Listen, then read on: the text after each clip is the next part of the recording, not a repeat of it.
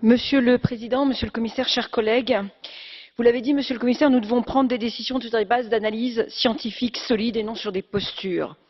Certes, le sujet est technique, mais il est devenu, comme vous l'avez dit, politique. Nous nous devons de protéger la santé de nos concitoyens de façon générale, mais en particulier celle des utilisateurs. Nous avons un système en place en matière d'autorisation de substances et n'en déplaise à certains, ce n'est pas parce que les résultats ne nous conviennent pas que nous devons l'attaquer ou passer par des voies détournées pour le modifier quand cela nous chante.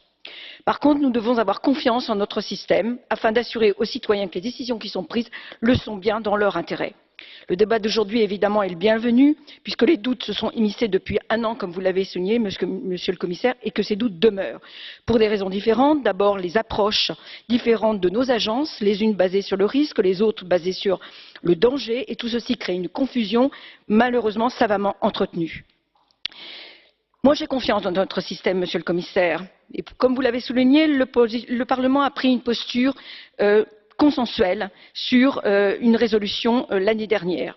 Mais compte tenu de la défiance de nos concitoyens européens et qu'un doute existe et voit le jour, nous devons clarifier les choses.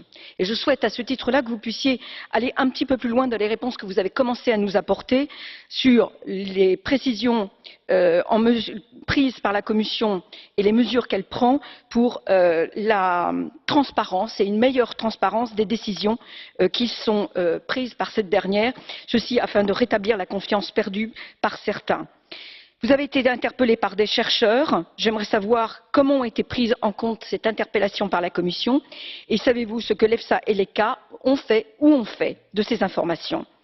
Vous avez souligné le fait que de nombreuses agences par le monde mettent en évidence qu'il n'y a pas de risque de cancer avec cette substance, mais malheureusement il faut aller plus loin et je souhaite que nous ayons pour les professionnels des solutions alternatives économiquement viables et environnementalement viables et j'aimerais aussi sur ce point que vous alliez plus loin sur les mesures et le financement de la recherche. Écoutez, il me semble très clair dans les propos que j'ai apportés tout à l'heure que la question n'est pas de savoir si on est pour ou si on est contre. La question est de savoir si ce produit présente ou pas un danger pour la santé humaine. Moi, j'attends que les scientifiques nous donnent des réponses claires et sûres pour pouvoir assumer mon rôle d'élu.